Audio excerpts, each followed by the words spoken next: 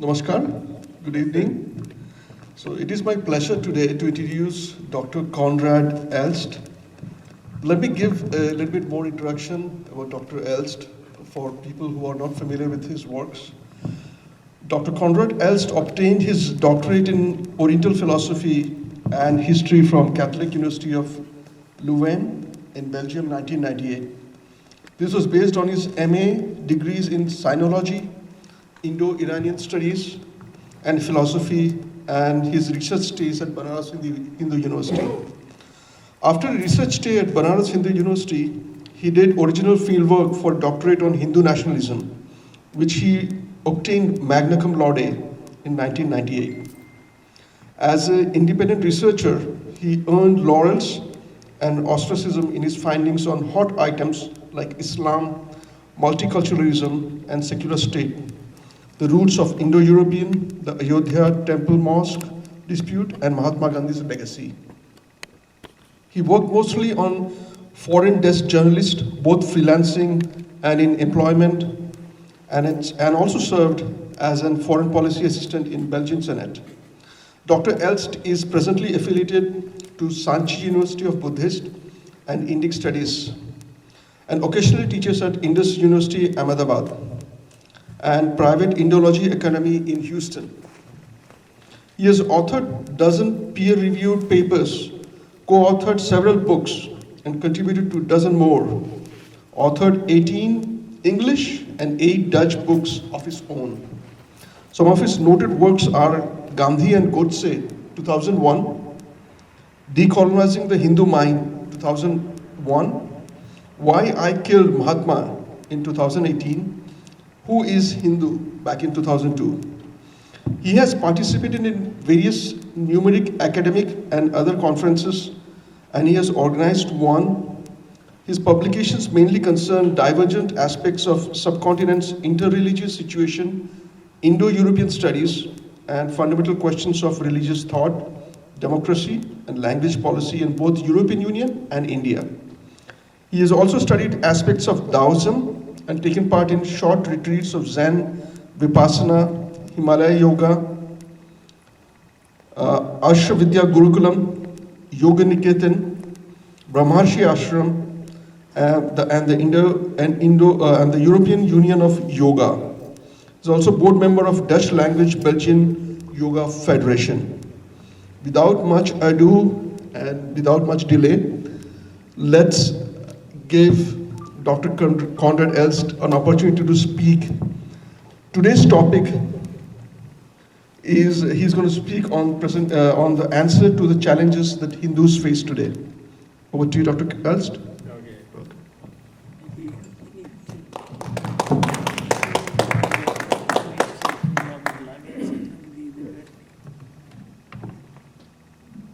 Yes, well, there's a small correction I have to make. You mentioned Sanchi University. That text clearly was written at that time, end of 2018. However, things have gone wrong immediately.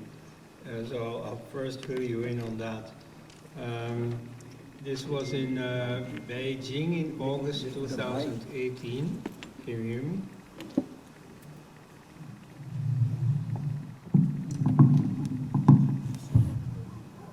Yes, like this? Yeah. 1, 2, 3, 4.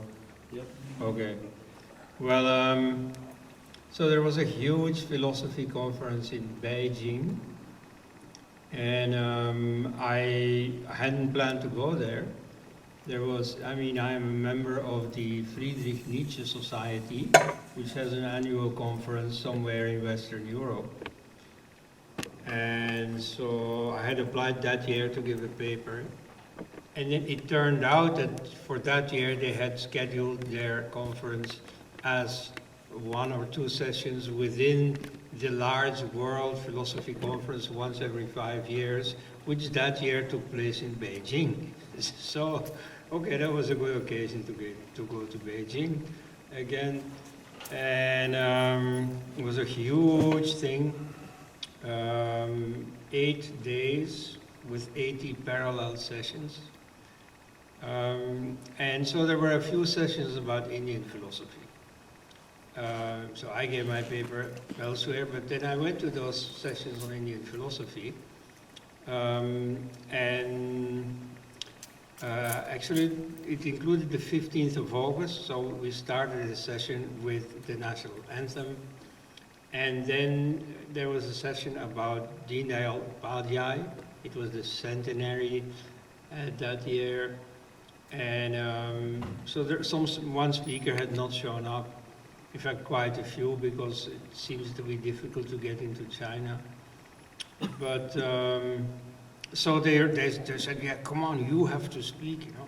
So I improvised a lecture on Deen Dayal Upadhyay. And even if I say so myself, it was pretty good. You see, the atmosphere was very right and very encouraging and so on, so I had good inspiration. And then at the end, you know, applause and so on, and people started talking and so on. And there was someone from the middle of the audience who came to me. And this was really a scene like in a movie. So he said to me, "You have to come and work for us." So he was the vice chancellor of Sanchi University. So the next few months, you know, some papers and so on were exchanged. And so in December, I was officially nominated a professor in Sanchi University. Strictly speaking, I can still put on my calling card, Professor at Sanchi University. However, it didn't really work out, because just then, there were also elections, state elections in Madhya Pradesh, which were lost by the BJP, won by Congress, though very narrowly.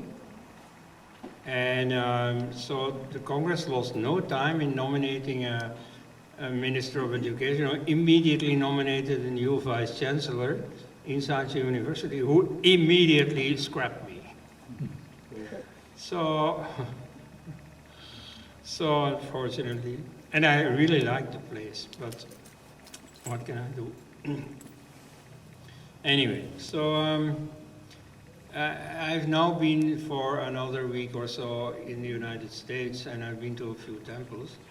And, you know, I really like the feel of these Hindu temples in America. It's not that I don't like that of Hindu temples in India. Nevertheless, for me at least, I feel more at home here. And it's more relaxed than in India. You have to like always be very alert in India, and it's very demanding and, I mean, very hectic. Here it's very relaxed. And nevertheless quite Hindu as far as I can tell. So I have the impression that Hinduism is successfully striking roots in the United States. Seen the same thing to some extent in England and in Holland. So I think the connection of Sanatana Dharma with Bharat is becoming slightly thinner, or gradually is loosening. And so you will get very soon generations of Hindus born here who are English speaking, who really lose the connection with their Kannada or Konkani or, you know, Punjabi or whatever origins, and who become American Hindus. Now, here maybe I'm too optimistic, I don't know. You see, in quite a few families that I met in America, the children are as Hindu as the parents. However, I also hear the complaint quite often, though I don't get any personal contact with it, of the opposite situation, of children revolting against their parents and going with the woke crowd and disowning Hinduism and calling their parents hypocrites. I mean, you see, rebellious teenagers call their parents all kinds of names, but in the case of Hindus, the choicest epithet typically is hypocrite. That I noticed. So One thing that may make them grow up and outgrow that rebellious phase is a look at the alternatives that are around you here. You may have noticed that Christianity is now in trouble in America. In Europe, it was 50 years ago, and in fact, I personally belong to the generation that in my country, like, collectively walked out of the church. When I was a kid, everybody went to church on Sunday. And of course, everybody was baptized, everybody had a name of one of the gospel writers or so. I mean, it was everywhere. And around roughly 1970, this all collapsed. Very soon. You see, and the bishops and so on, they hadn't seen it coming. They had taken some modernizing measures, thinking that, this would not make much difference. But actually, they were opening the floodgates, and very soon, you see, the whole world came into the church, and everybody in the church walked out. And it started typically with the eldest son at home, me, and then the younger siblings followed, and ultimately, in most cases, even the parents followed. So, it turned out that their Christian faith was not that deep.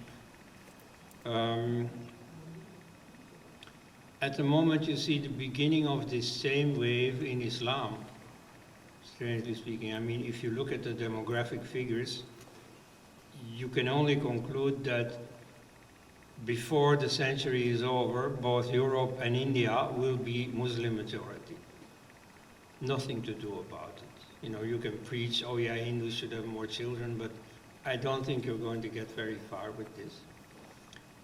So this is inevitable that Hindus will become a minority in India even, and yet I don't think it will happen, because this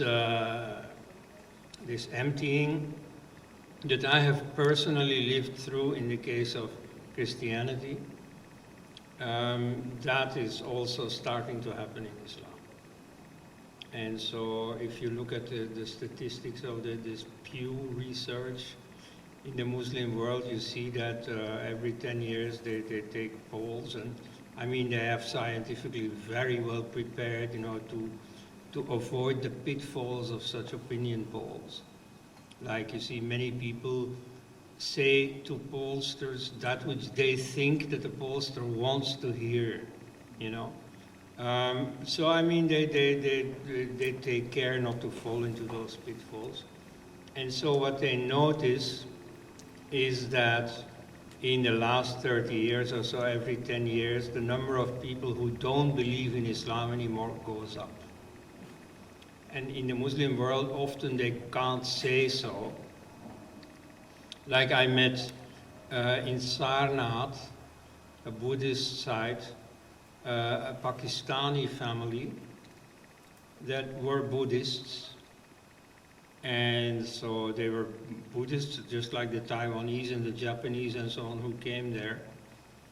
But of course, when they returned to Pakistan, they became Muslim again.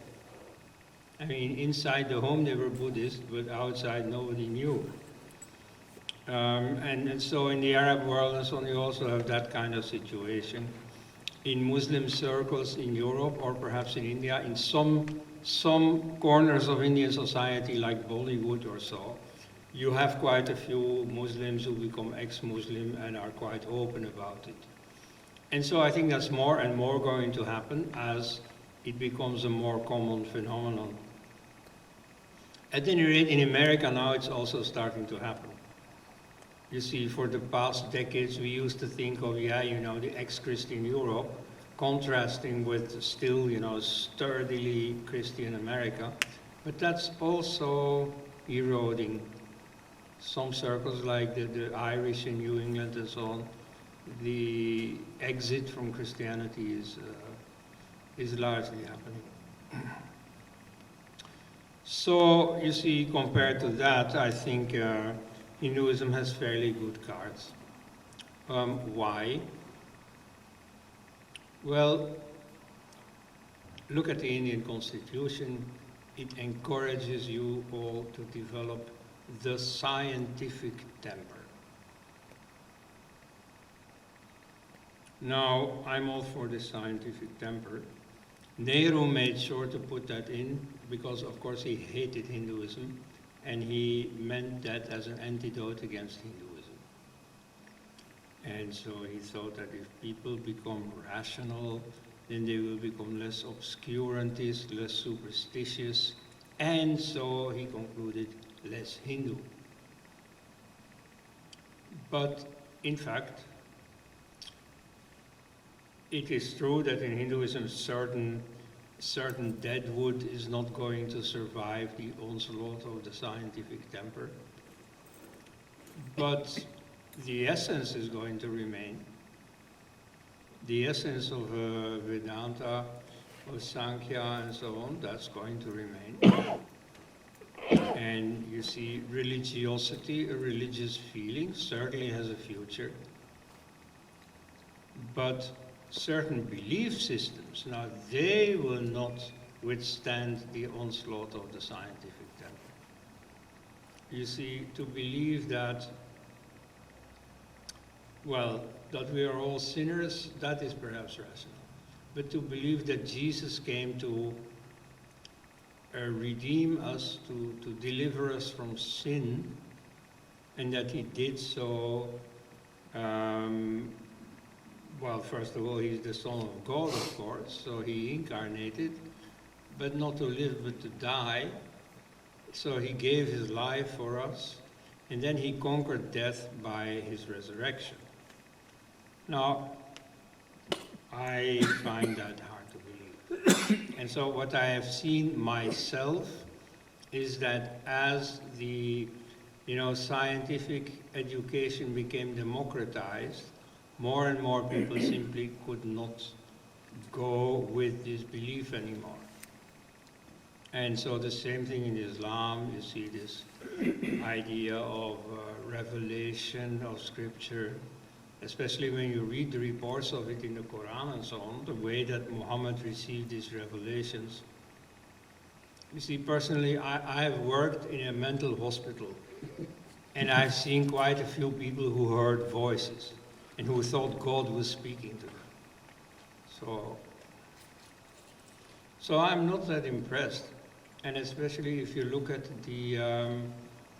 the modern research into the genesis of Islam, you see one by one the beliefs of Muslims are falling by the wayside. You see, they're trying to keep that out, not to notice, but now you see on YouTube you have all these videos where big-time archaeologists explain, for example, that Mecca is not Mecca.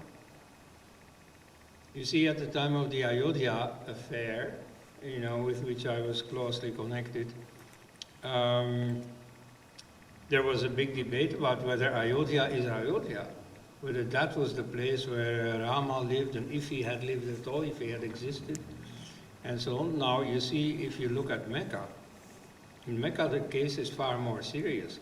Ayodhya was Ayodhya, you see. Mecca was not Mecca.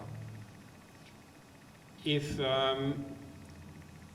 some modern building company sets up some project in an old city, what happens is that first, before they can build something new, they have to dig a big hole. And then the archaeologists come flocking, because of course this digging is not according to archaeological procedure, but nevertheless, whatever they find may be of interest. And so if you go digging in Benares, I'm sure you will find all kinds of things from, 3,000 years old or 500 years old or whatever. Now, in Mecca, I'm sure you've seen pictures of Mecca as it is today. You have this black stone, and all around it you have skyscrapers and so on. So there has been plenty of building there. Now, the archaeologists went to ask, what have you found? Well, they found nothing. There is no old city of Mecca. You see, the true story of Mecca is that there was a city, another city, namely Petra in Jordan, where they had a black stone, which is now the sacred object that people go on pilgrimage to. But so it was not in Mecca, it was in Petra. And in fact, if you look at the geography of Petra, that city corresponds to how Mecca is described in the Quran. Like for instance, it has a river in the middle, in between two hills. Now, you see, when the Muslims go on pilgrimage to Mecca, they have a certain ritual where they have to, commute between two hills. Only there are no hills, and there are little unevenness, but to call it a hill is a bit flattered, But so they try to imitate the geography that is described in the Quran, but that's not really there. So in the case of Petra, that seems realistic. And so even the old temple that used to be the Kaaba has been found. And the description that there are other temples and churches, there were 3 churches in Mecca. The whole geography of the house of Khadija, the woman who married her employee Muhammad, then the cave where he's supposed to have had his revelations, and so on, this is all there, it's easily, reconstructible. And so what happened is that the caliphate was formed, as you know, in Damascus, so close to Petra, but a bit more north. And then in the 50th or so year of the caliphate, some revolt took place. And so there was a civil war, and one of the leaders of the civil war went to Petra and kidnapped the black stone, took it away, and then went as far from Damascus as he could get. And so he ended up in the middle of the desert in Saudi Arabia. And there he installed this and built something around it in a totally uninhabited place. Because if it had been inhabited, then the local inhabitants would claim this sacred object and make their town important by having this sacred object. So it was in the middle of nowhere. And there he quickly started building fortifications and so on, but soon a caliphate army came and overtook him. But nevertheless, because of certain lobbies within the caliphate, they allowed the black stone to stay there. And so the principal lobby that wanted this, because it wanted effectively, they didn't say so openly, if it wanted effectively to diminish the power of the caliph, because they themselves wanted to become caliph. That's the Abbasids. So that's the first caliphate is the Umayyads in Damascus, then come the Abbasids in Baghdad. So it is they who want the black stone to remain in South Arabia, slightly closer to them than to Damascus. And so that's why, for example, the Qibla changed. That is to say, the direction of prayer. As you know, Muslims have to pray towards the black stone. And so, there are these compass little machines that now all the Muslims have. They go study in, I don't know, Stanford or wherever. And so their mother quickly gives them this thing, oh yeah, and if you're there, make sure to pray towards the Kaaba. And so, they pray towards the Kaaba. Well, the first 50 years of Islam, the direction of prayer was towards Petra, which lies close to Jerusalem. That's why many Muslims say originally it was Jerusalem. No, it was originally Petra. And then when this black stone was moved, the direction of prayer changes. So this is how you can verify that what archaeology says is also, corresponds to what the archaeology of these mosques, with their direction also says. Anyway, so there are lots of things about the genesis of Islam that don't fit. I mean, it's of less importance than whether it's theologically true. You see, did Muhammad hear the voice of God? Well, among grown-ups, I think we can say no. Okay? But so, if you don't want to pronounce on such ultimate questions about God, well then, okay, confine yourself to the historical questions. Does the history of, about Muhammad, does that really prove to be correct? And so there are many things that don't prove to be correct. So I mentioned the site, the place of Mecca. But so, you see about Muhammad's life, you only have writings from more than a century after the death of Muhammad. So all kinds of influences have, seeped in. Now, part of it is historical. You see the idea of some secularists in India, oh, it's all fantasy. Rama never existed, they invented it. This is nonsense. In the 19th century, in the time of scientism, or glorification of science, this was a common thing. They said that Troy of Homer didn't exist. All kinds of things in the Bible never happened, Jesus didn't exist, and so on. But in India, still the so-called rationalists, the skeptics, still, go strong with this idea. But in fact, it's obsolete. You see, today, no serious scholar is going to say Jesus never existed. Of course, he didn't rise from the dead. He wasn't born from a virgin. He didn't take away the sins of mankind. But nevertheless, he existed. Some small-time, wandering exorcist, healer, in Palestine, yeah, he existed.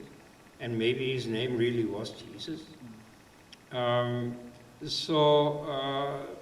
Similarly, the life of Muhammad is based on something. And there's a core of truth. But there's also all kinds of lobbying going around. Like, for instance, all these Arab families, they had their ancestor who lived at the time of Muhammad.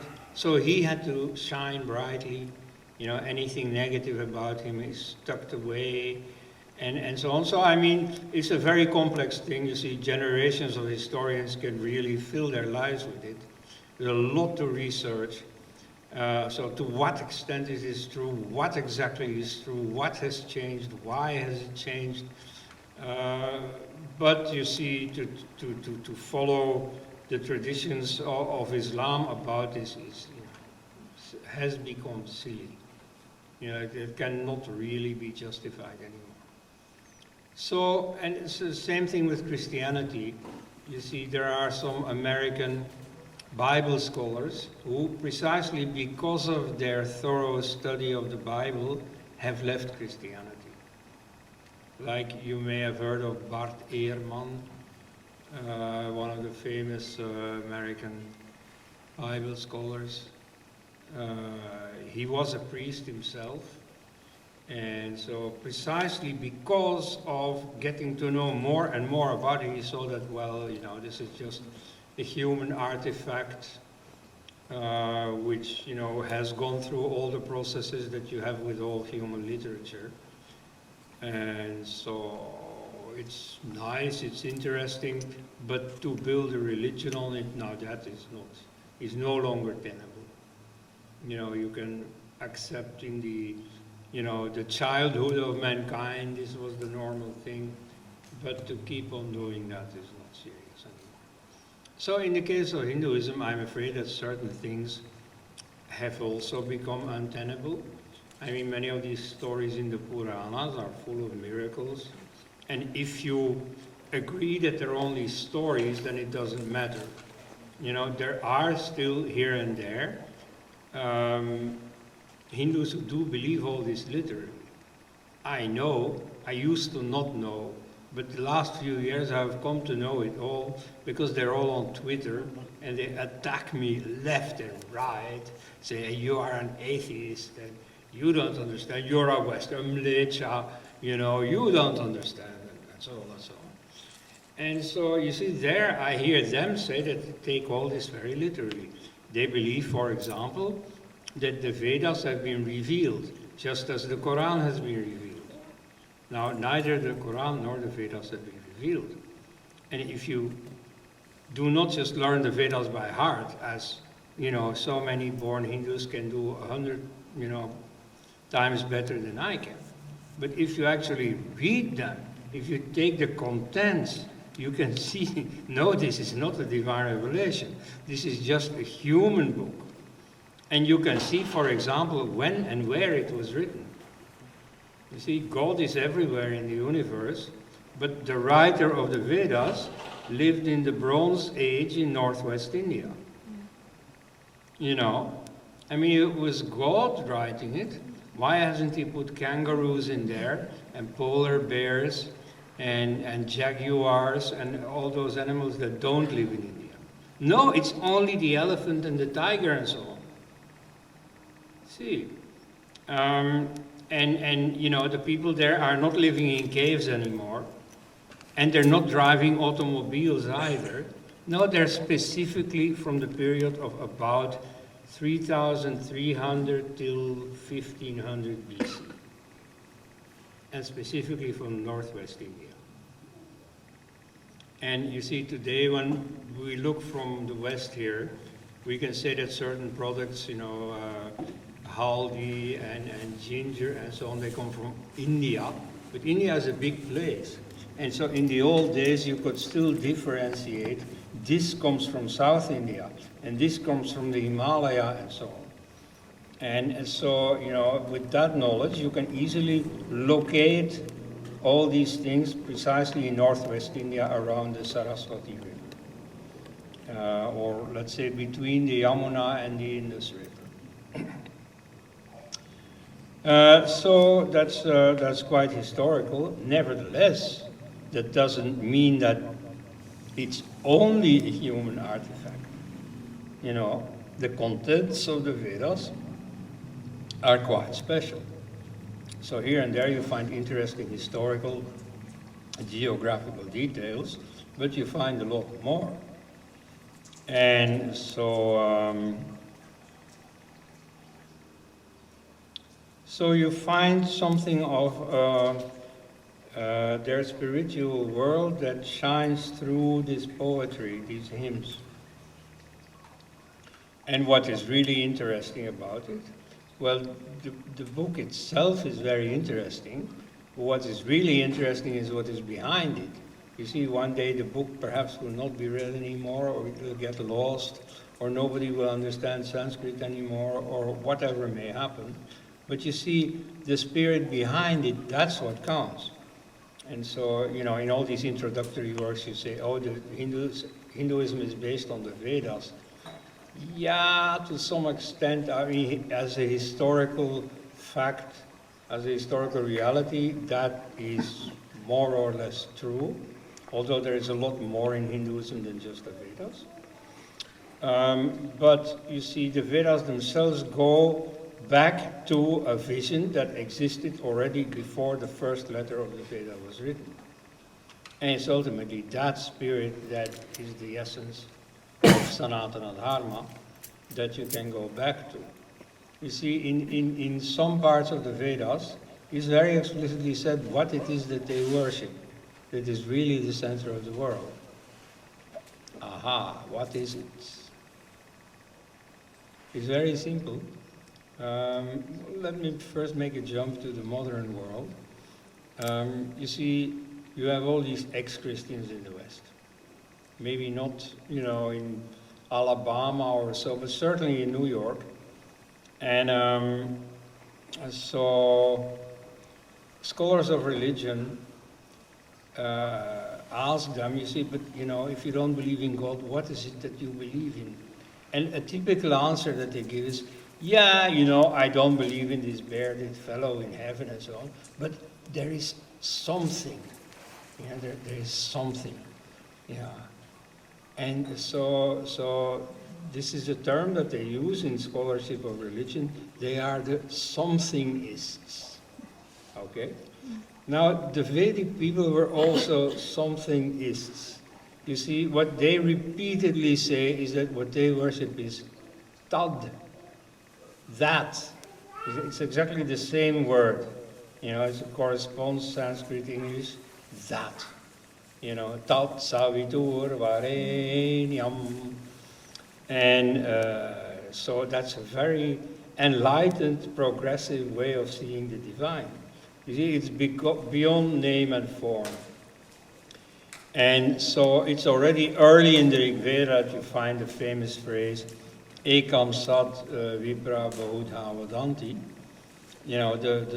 The sages call the one reality by many names. And so that's very profound.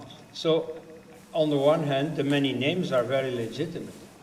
Mitra is not the same as Varuna, is not the same as Indra, and so on.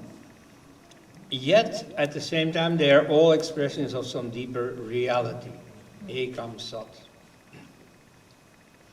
In fact, here you can compare it with something very mysterious in Christianity, the doctrine of the Trinity. And so many people, think it is superstitious and so on. Islam doesn't believe in it. That's the main difference between Islam and Christianity, is that in Islam they reject the divinity of Jesus. They accept Jesus. Jesus is 50 times or so in the Quran. They even believe that he was born from a virgin, but they don't believe he was God. And nevertheless, you see, I think this Trinity thing is a very profound thing. You see what they say, you have these drawings from the Middle Ages where they try to depict it. You have a triangle, and on the three corners you have the Father, the Son, and the Holy Ghost. And then it is said that Pater non est Filius, the Father is not the Son is not the Holy Ghost is not the Father, but all three of them are God. In mathematical terms, here equality is not transitive.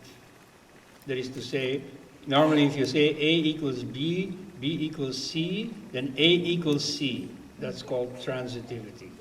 And so here you don't have that property. And so in mathematics this is possible. You can invent a system where you have this transitivity, and you have another system next to it where you don't have transitivity. Okay? So this is some higher mathematics where, the Father is not the same as the Son, but both nevertheless are God. Okay? Now, in the Vedas, the whole system of polytheism, or later in the Puranas with Vishnu and so on, you have essentially the same idea. You see, the different gods are all God, but they're also different from one another. You see, when you pray to Mitra, it's not the same thing as praying to Indra. And so, you see, in the Arya Samaj translation of the Rig Veda, often you get a denial of this difference. They are, fanatical about finding one God. They want to say, the Vedas are also monotheistic.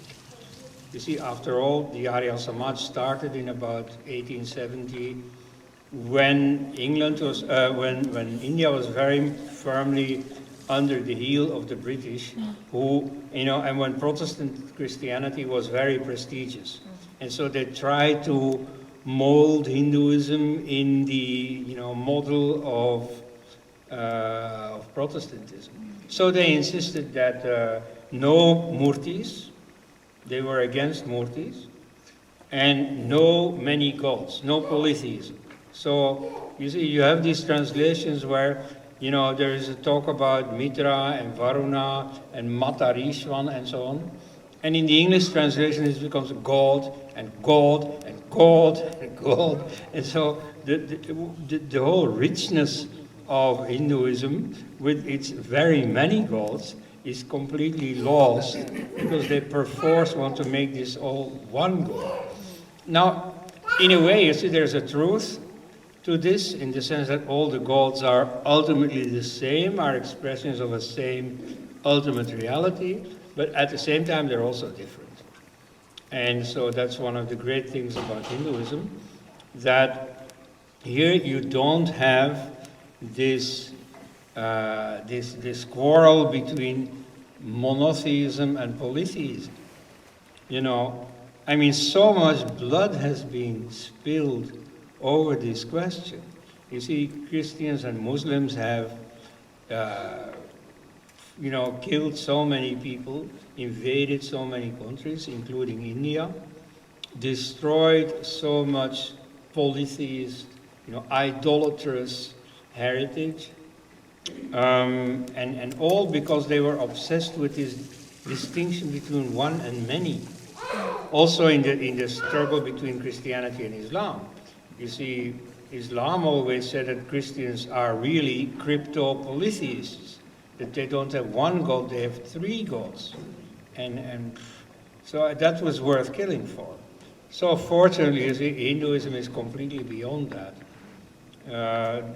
Doesn't make a fuss about this childish distinction, because they correctly see that the divine is beyond these numerical distinctions. It's one, yes, and it's also many. And there is no conflict between the two. See, so you see, that's why I sort of like this atmosphere here in Hindu temples. And so you can choose one of those gods to have a personal relation with, Ishta Devata. But at the same time, they're all right. They're all, justified. Anyway, you see, this is, I just wanted to say, I'm quite happy in this, Hindu environment. Maybe there are more problematic things that we can talk about, but I propose we continue in a more interactive format. So, do you have any, objections or questions? But objections are more interesting. Any disagreements? Yes. Namaste. So, a lot of time people refer to, in Hinduism, there are 33 crore Devi Devtas, right? Yeah. It's a misnomer, right? It's not clear to many, which simply people follow. But since you have studied the Vedas, which I didn't, I'm not sure how many people did, is it 33 Koti? K-O-T-I? Yeah, well, there's a big misunderstanding about this. So it's not 330,000 or 33 crore. What is said is that it's 33 Koti Devata, okay? And so the meaning of Koti is important. And so later on, post-Vedic, the word is adopted to indicate a specific large number. So, you see, until then, I mean, most languages have words up to 1,000 or 10,000, and then, they never count that far. But Indians did, and here they were pioneers. You see, I mean, around the Vedas, you have a number of new sciences coming up. The Vedas are that's why they're so prestigious. They're the backbone of a number of sciences. Some of them are unique, like linguistics, the different branches of that starts in India, nowhere else. If in the 19th century in Europe they started the science of linguistics, it is because they had discovered Panini. And so they reapply everything learned in Sanskrit grammar to grammar in general. Then in mathematics, again, you see much of it is new, mathematics and astronomy. They also have that among the Mayas, the Sumerians and so on, but still India is in front. So they start developing higher numbers. Like the Buddha at some point mentions some totally astronomical figure, one with, 70 or so zeros behind it. So all these tenfolds, get a new name, something that indicates something big, like the words for ocean, for example, are used for this. And so one of these is Koti, which means 10 million, or comes to mean 10 million. So, you see, initially it is simply said that there are 33 great, fantastic gods, And then this is reinterpreted 33 times 10 million. And so there you get the idea that there are 330 million gods in Hinduism, which, I mean, there's nothing against that number, but nevertheless, that's not what the Vedas say.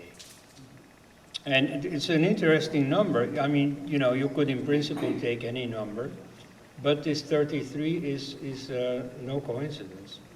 You see, in all pantheons in the world, you have a polarity of heaven and earth. That's 2. Okay, then there remains 31 to account for. What are those 31? Well, 12 for heaven. That's a perfectly heavenly number, the zodiac. 8 for the earth. That's a very square number, a cube, with 8, whatever. And so that's for the earth. The 8 vasus, so 12 adityas, 12 suns, literally. 8 vasus, 8 goods in the sense of a terrestrial good, real estate, so to speak. And then you have 11 atmospheric gods. That's very interesting, or Rudras. Why 11? Well, 11 is an unseizable number. To construct a cube is easy. I mean, for geometrically inclined people. Or an octagon. Same for a dodecagon. You can construct it with a compass and so on. But to construct a division in 11, it's not possible. It's not only difficult, it's strictly impossible. And so, I mean, you can of course approximate it, make a division in 11 that looks like a division in 11. But strictly speaking, you can't do it. Now that's like the wind. You can't seize the wind, you can't box it in, And so the atmospheric gods are 11 in number. They're called Rudras, and one of them is personally called Rudra. He is later called Shiva. Rudra means the crier, the shouter, the screamer. So he's very close to Indra, but there's a little difference. Indra is the storm god, but the good storm. You see, and this is something typically Indian. It's an argument for the out of India theory, because you also find it in Roman and Greek and so on mythology, but it only fits the climate in India. Namely, you have, at this time of the year, you have the dry season in India. So it's very, very, very, very hot. And so this becomes worse and worse and worse until sometime around 20 June. And in fact, coinciding with the summer solstice. And then suddenly the clouds come together and you get a storm. And so the storm breaks the terrible heat that was there. Some people run outside, expose themselves to the big, hot raindrops. And so that's the kind of storm that people want, that they're waiting for. That's Indra. And so in the last hymn of the book of Vasishta, the 7th book of the Rig Veda, which is the frog hymn, that's about this moment. You see, it describes how the priests are singing hymns for Indra. And you see that the chanting that they do resembles the croaking of the frogs. And so the priests are very happy because at that time is the feast of Indra. You see, that's storms happen quite a few times a year, but that's the storm that everybody's happy for. And so the frogs are also happy because it's wet, it's water, So they croak a lot. and that resembles the chanting by the priests. So that's Indra. Indra is the good storm. Now, what is Rudra? Rudra is the problematic storm. Like if you go for a walk in the mountains, you see the locals are going to warn you, watch out, you know, it may be good weather, 5 minutes later it may be raining and wind and everything. And so that kind of storm, now that's Shiva. Why is he called Shiva? I mean, that's Rudra. Why is he called Shiva? Well, the more fierce, the more dangerous he is. One of his names is also Bhairava, the ferocious one, the fear-inspiring one. The more fierce he is, the more you have to flatter him. You know, there are many poems by Russian poets, even by foreigners, for Stalin. And they'd better praise him because they'd be in trouble if they didn't. Or for Aurangzeb. You see, I was once at some Indology conference where all these bright Indologists, they had really found it, you see, to whitewash Aurangzeb. You know, they had found that there were a number of poems written, you know, by his court poets praising him. So they said, yeah, you know, this Hindutva propaganda that there was something wrong with Aurangzeb. No, that's not true. Look, the poets praise him. Yeah, well, they'd better praise him. You know, they'd better not criticize him. So the same thing with Rudra. Rudra is dangerous. So you call him Shiva. Shiva means the good one. You know, like you have Plato's slogan, the good, the true, and the beautiful. You know, so in India you have the slogan, Satyam Shivam Sundaram. So the second is Shivam, the good, you know, the true, the good, and the beautiful. So Shiva is the good one.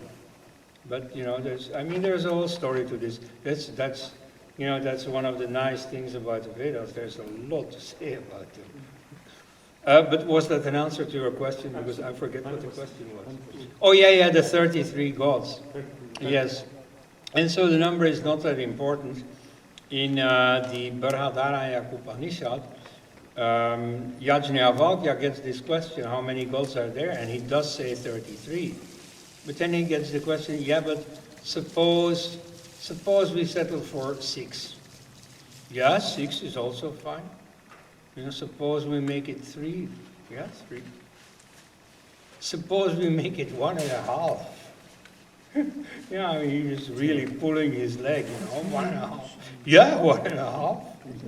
So, you see, the number of gods is an academic thing, you know, it's a pastime. You know, ultimately, the divine is what counts. Yes, lady. Thank you for this talk, Dr. Els. One question that has plagued me for a long time: does a person have to have a faith in Vedas to be a Hindu? Yeah, well, that depends on the definition of Hindu. Now, in fact, the definition is not really controversial. Some people think it is difficult. Actually, it's extremely simple. But then you have to look at it historically. That, of course, is making it easy for myself, being a historian. But nevertheless, history has the virtue of trying to find the reality of what happened. You know, reconstructing things as they really have been. Or, as you say in Sanskrit, itihasa.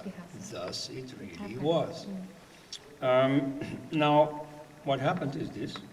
First, there was no notion of Hindu in India. The Vedic rishis were not Hindus. Well, actually they were, but they didn't know the word Hindu. You know, it's just like elephants who don't know the word elephant. Nevertheless, they're elephants. So, then what happened? Well, you had the word Sindhu, meaning the Indus River, meaning originally river in general, but then meaning specifically the Indus River. And so when the Iranians left India and went to Afghanistan and Iran, they took that word with them, only they pronounced it slightly differently. And so they said Hindu, so without the aspiration of Sindhu, that became Sindhu. And then the S became Ha, like Sapta becomes Hafta, or Sahasra becomes Hazar, and so on.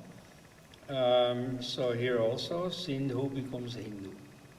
So this word Hindu in Persian is not known in India, but wherever the Iranians are, means India, or means, let's say, the Indus River and the people who live there or beyond there, you see. And so that essentially means India.